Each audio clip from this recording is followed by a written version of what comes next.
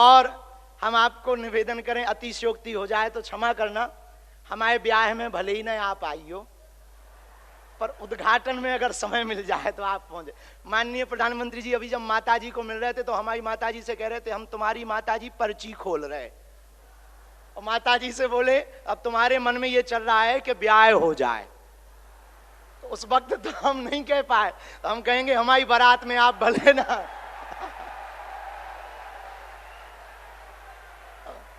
और हमने जब माताजी के प्रति आपका भाव देखा, सॉल लाए माताजी के लिए, और हमें मिला संदेशा के 5 मिनट हम माताजी को मिले। हम माताजी का जैसे ही भाव माताजी के प्रति देखा, हमने वहीं बैठे बैठे प्रण लिया कि माननीय प्रधानमंत्री जी की माताजी के नाम से इस अस्पताल में एक वार्ड बनाया जाएगा।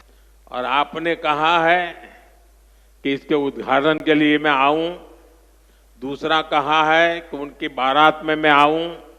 मैं आज सार्वजनिक रूप से वादा करता हूं, दोनों काम कर दूंगा।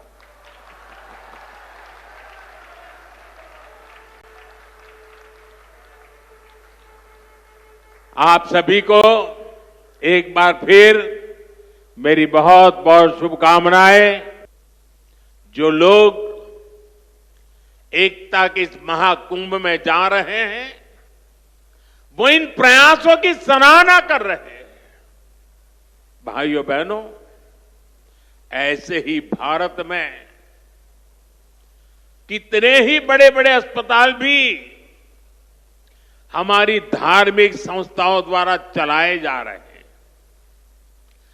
धार्मिक ट्रस्ट के द्वारा हेल्थ और साइंस से जुड़े कितने ही रिसर्च इंस्टीट्यूट्स चलाए जा रहे हैं। करोड़ों गरीबों का इलाज और सेवा इन संस्थानों में होती है।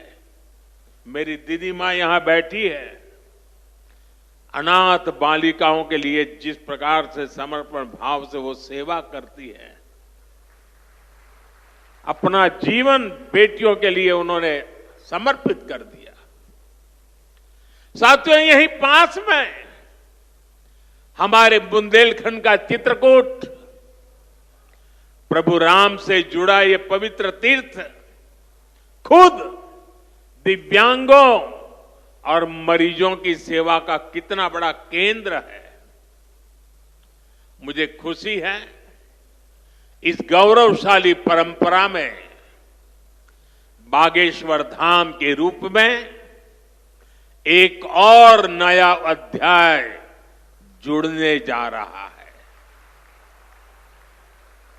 अब बागेश्वर धाम में आरोग्य का आशीर्वाद भी मिलेगा।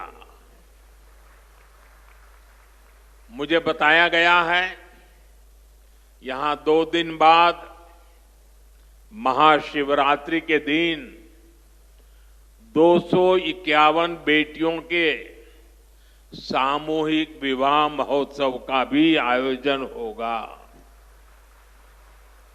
मैं इस पुण्य कार्य के लिए भी बागेश्वर धाम की सराहना करता हूं। मैं सभी नवविवाहिता दंपतियों को, मेरी बेटियों को सुंदर और सुखी जीवन के लिए अग्रिम बधाई देता हूं, हृदय से आशीर्वाद देता हूं। साथियों, हमारे शास्त्रों में कहा गया है, शरीर माध्यम खलु धर्म साधनम, अर्थात हमारा शरीर, हमारा स्वास्थ्य ही हमारे धर्म, हमारे सुख और हमारी सफलता का सबसे बड़ा साधन है। इसलिए जब देश ने मुझे सेवा का अवसर दिया तो मैंने सबका साथ सबका विकास के मंत्र को सरकार का संकल्प बनाया।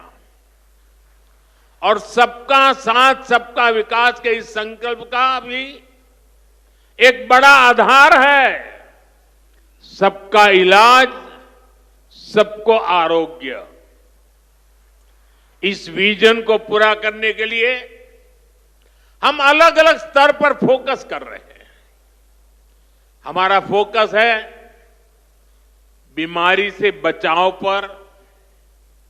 आप मुझे बताइए, यहां स्वच्छ भारत अभियान के तहत टॉयलेट, शौचालय हर गांव में बने हैं कि नहीं बने हैं? इससे आपकी मदद हुई कि नहीं हुई? आपको पता है, शौचालय बनने से एक और फायदा हुआ है। शौचालय बने हैं तो गंदगी से होने वाली बीमारियां भी कम हुई है। एक स्टडी कहती है, जिन घरों में शौचालय बने हैं वहां हजारों रुपये बीमारी पर खर्च होने से बचे हैं। साथियों, 2014 में हमारी सरकार आने से पहले हालात ये थी कि देश में गरीब जितना बीमारी से नहीं डरता था, उससे ज्यादा डर उसे इलाज के खर्च से लगता था। अगर परिवार में कोई एक व्यक्ति भी गंभीर बीमारी का शिकार हो जाए तो पूरा परिवार संकट में आ जाता था। मैं भी आप सबकी तरह गरीब परिवार से निकला हूं।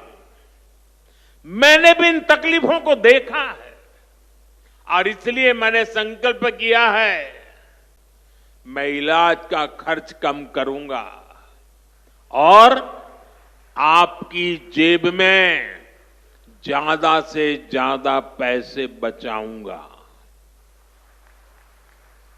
मैं आपको बार बार हमारी सरकार की कुछ कल्याणकारी योजनाओं की जानकारी देता रहता हूं, ताकि एक भी जरूरतमंद योजनाओं से छूटे नहीं। इसलिए मैं कई जरूरी बातें आज फिर यहां दोहरा रहा हूं और मैं आशा करता हूं आप इसे याद भी रखेंगे और अपने परिचितों को जरा बताएंगे भी।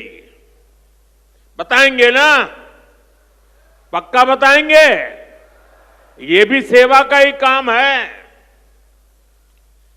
इलाज के खर्च का बोझ कम होना चाहिए कि नहीं होना चाहिए? इसलिए मैंने हर गरीब के मुफ्त इलाज की व्यवस्था कर दी है। 5 लाख तक का इलाज बिना किसी खर्च के। किसी बेटे को अपने मां बाप के इलाज के लिए 5 लाख रुपए तक खर्च नहीं करना पड़ेगा। ये दिल्ली में आपका जो बेटा